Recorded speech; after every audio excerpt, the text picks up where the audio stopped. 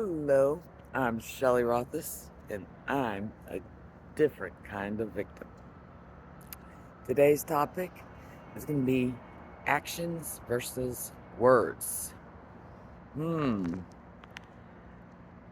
people say actions speak louder than words, as though you could tell by somebody's actions if they're a good person, an upstanding person with good morals, ethics, and will treat you right, if they'll be a good person to be in a relationship with that you could trust, and like my last topic, respect. Trust goes along with that.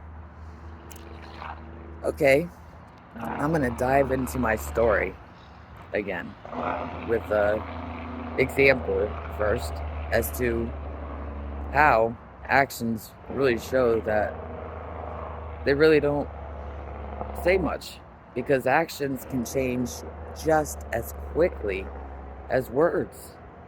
It is easy to change your actions. So, say a person does something good for you, and you think, wow, this person is really great. And then all of a sudden, maybe even that same day, they do something that is, betrays you and deceits you, is very deceitful, such as says something mean about you to you or even behind your back, you know.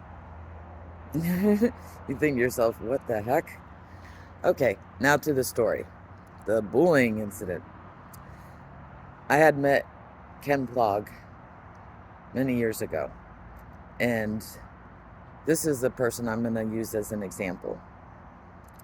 Even before we had spoken, I had seen this person as being an upstanding person, based on how they spoke to others, not only to me, but to others, and how they treated people. They seemed to be empathetic, caring, and very clever and smart based on how they thought. So, what was one example of how I seen this too, based on myself and what they had said to me? I remember one time I had mentioned somebody had given me a nickname when I was a child. I'll say the nickname. It didn't bother me, but this person even said that this was mean. So, my nickname that was given to me by a family member was Shelley Belly Full of Jelly. I have a little pooch belly. I always did, even as a little kid. That's just how I was born. Anyways, that's besides the point. Well, this person saw me say this, and he said, wow, that's mean. He was shocked. But get this, because it was family. Again, that goes into religion too. Funny thing is that this person is totally against religion. Yet, most people see family as being more important, as though they have some high role in your life and always will. And that's not true. That's going to be another topic based on relationships and friends. So, I told this person about another incident that was actually more hurtful to me.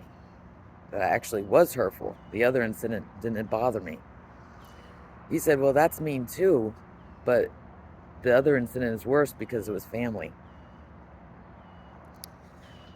Okay, now let's dive into when I met this person.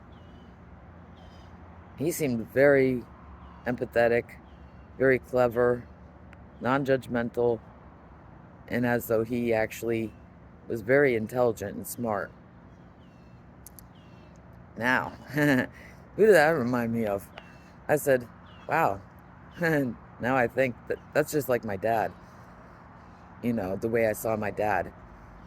I mean, my dad wasn't really empathetic and wasn't good with words and expressing himself, but he was always seen by not just me, but by everybody as being a very moral, ethical, caring, upstanding person. as in behaviors and how they treated people. That would be my father. He was always seen that way.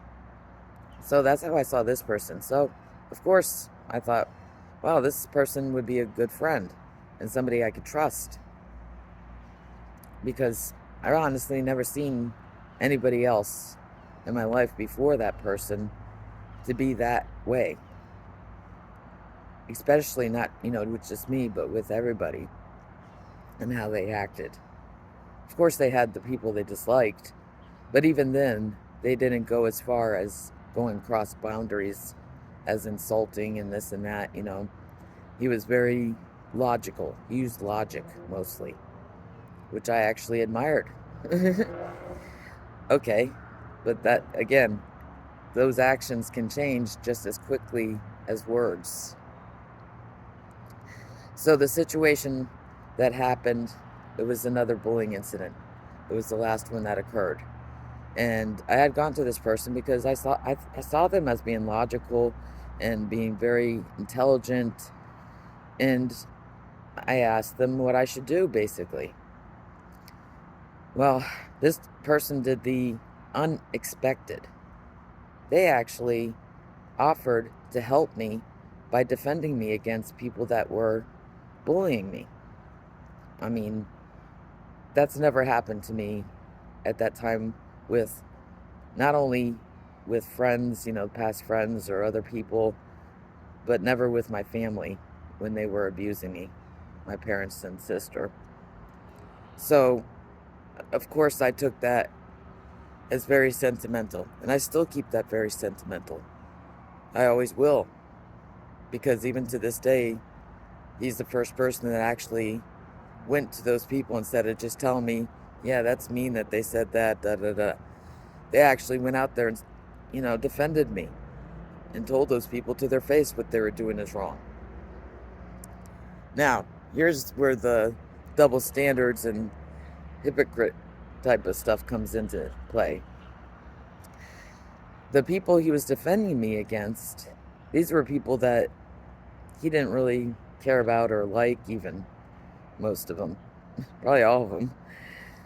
So this one person that was bullying me, that he was defending me against, he had even told them that he would never be in a, he didn't want to be in their little petty gossip hate group himself, that he would, but guess what? They were all females. This is getting good.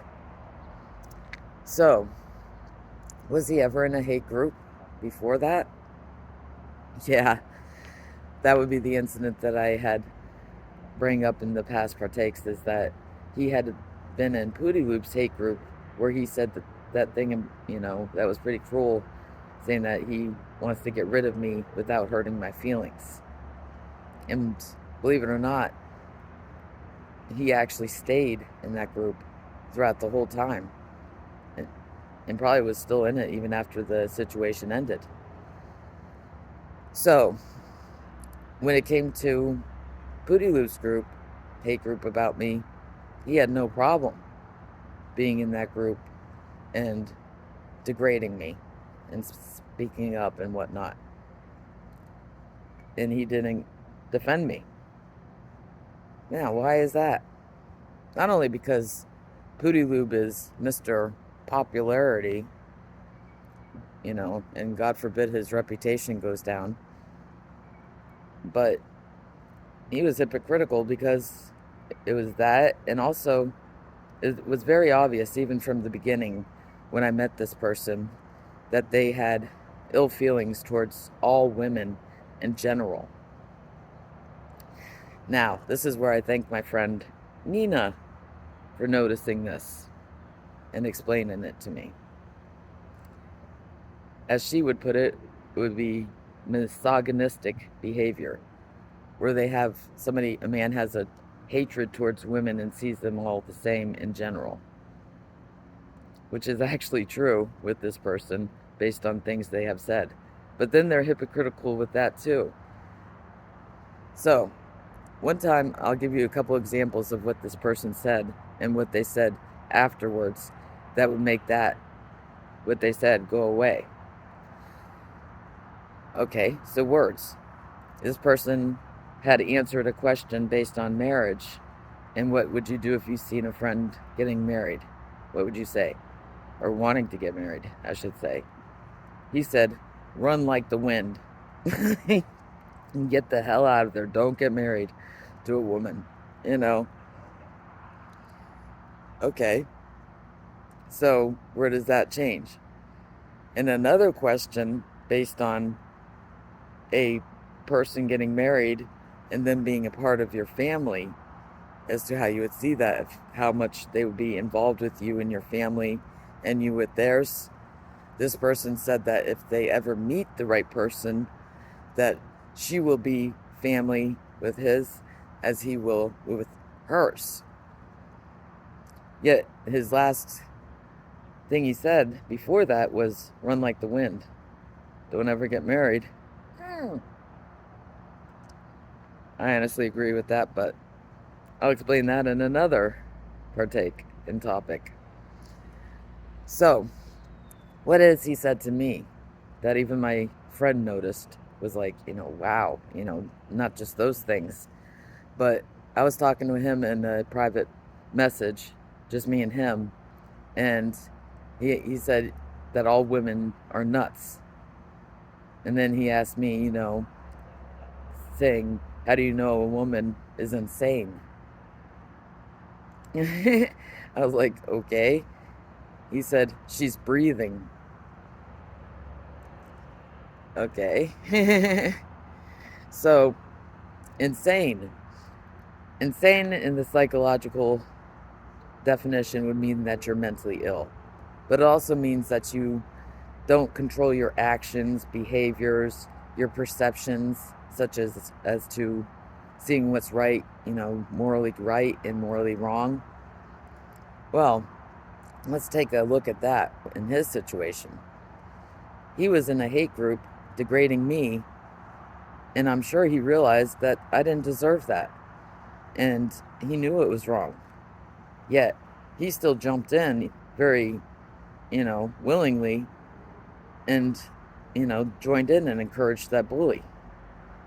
So, he couldn't control his actions and behaviors then, because, Pootie Lube is a male, that means that he's more trustworthy than me because I'm a female, obviously, because the lies were so apparent and so obvious that Pootie Lube had said to him. Even I could see it, just him telling me what he said. If Pootie Lube said it, he believed it right away, no problem. And he would even tell me, he would say, well, William said this, so it must be true, right? Yeah, he's a male, so that means that he's gonna be more honest than me because, I'm a female. So let's just say that insane, that's pretty insane. Not saying he's mentally ill, but the definition of the word insane. Okay, so how did his actions change? You can see they changed right when it depended on who he was defending me against. Now, his actions defending me against certain people, yes, people would think, wow, that is really great of him. He's really an upstanding person with great personal integrity and really a big heart to do that for somebody that he's not really, good friends with. I mean, honestly, I never seen myself being more than just maybe lower level friendship with him, as in, closeness, because of his views about women and even relationships in general. But he did always trust males more than females, obviously. And I always just figured, well, he had bad situations, experiences mainly with women. But he ended up generalizing all women as one. And relationships, he still had very bad views upon them, even as in friendship-wise. But in the end, he would still always put certain people above, such as Pootie Lube, probably because he was a male. So, when his actions changed, was he was in Pootie Loop's group and had no problem degrading me. Yet with other people, he would say the opposite. He was telling them that he would never be in a hate group. He was telling them that they were wrong for what they were saying about me. And he was actually proving them with logic that they were wrong about me. Yet in Pootie Loop's group, he enjoyed it. He was enjoying the bullying. He was, you know, trying to look, cool, like, look at me, I'm saying, I'm gonna get rid of her without hurting her feelings, pumping up his ego with, Pootie Loop and Pootie Loop laughing, yeah, don't worry, I'm already taking care of that, you know, and him giving him the thumbs up for saying that. Wow, what personal integrity, what an upstanding person, you know. I let that slide only because of what he did do for me. But believe it or not, he never apologized for doing that to me. And that's where being a hypocrite can come in too, because this person would not want that to happen to him. And he's even said that to me. And when I did something similar to him as a joke and just to jab him, he ended up being very pissed off at me and expected me to apologize. But you know what? I'm the type of person, if I see that I'm wrong, I'm going to say it. I'm going to say, yes, I'm wrong and I'm sorry. And I actually meant that. And I still mean it to him. And I'm very sorry for that. But this person, he never came to me and was big enough to come to me and talk to me about what he had done to me. But I guess I'm not that important of a person to that person to even talk to me about it and say it. That he was wrong for doing that and he regrets it, at least. I never got one word. So as we could see is that actions change just as quickly as words. And it makes it so difficult to even want to be friends with anybody or have relationships with anybody, in my opinion. Most people think that family is the higher up and that you should always work on it. Just like marriage. Many people in our society, the way our culture is, this goes back to religion. Again, this person is against religion. Is that we're taught to see family as the higher up. And marriage. Now, if something like this happened in a marriage, people would be like, oh my God, that's terrible. You know? So, let's see. Is it worth having friendship as a part of the relationships if people don't see this just as bad as somebody doing this in a marriage or in family? There's no point of having friendships as part of a relationship in life. Yes, your family is important, marriage is important, but that's another story of why I don't want to get married. I don't think it should matter what type of relationship it is. And if you have any respect for that person, whether they're your friend, your wife, husband, spouse, partner, boyfriend, family member, parent, cousin, it doesn't matter. People are people. It doesn't matter how they got here or how they're related to you or their connection to you. People are people. And everybody deserves to be treated with respect. And like I said, you should feel safe with anybody that you're with, any relationship. And as I described what respect is, that should apply to any relationship you're in. Otherwise, it's not worth having. So in our society and culture, based on religion and how most people see it, is that if it's under marriage and under family, it doesn't matter how you treat that person, is basically what I'm saying. Because most people actually go by that. And that's how we live in the society. So other people are not important. It's okay to treat them in ill ways and despicable ways and not feel so guilty about it, because they're not family or you're not married or you're not in a intimate relationship. So Actions versus words. Total bullshit. And my definition for the mindset of a person who actually is like that, that would be like shardism. I say that because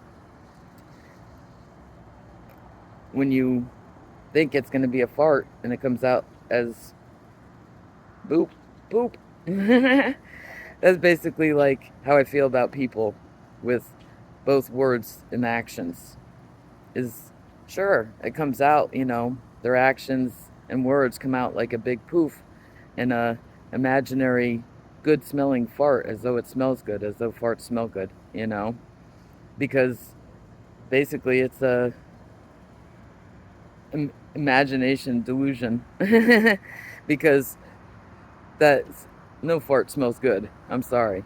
But in most circumstances, the way I see people is that since their actions and words change so much, it's just like that poof. You actually think and believe that, yeah, that's going to be a good person. So that good smelling fart is related to what you see as a good, upstanding person with good morals and ethics and somebody that you could respect. As in, I described how what respect means based on the letters. Nope. Many times you're going to end up with a shart. Most of the time, it seems. Because I actually cannot think of one relationship that didn't end in a shart, where their actions and words changed in the end and became somebody else as to what they first portrayed to be. Actions and words. BS. Shardism. That's what I'm going to call it. The mindset of shardism. We live in a world of shardism. People who have shardism. I'm Shelley Rothus, and I'm a different kind of victim. I'll see you next time.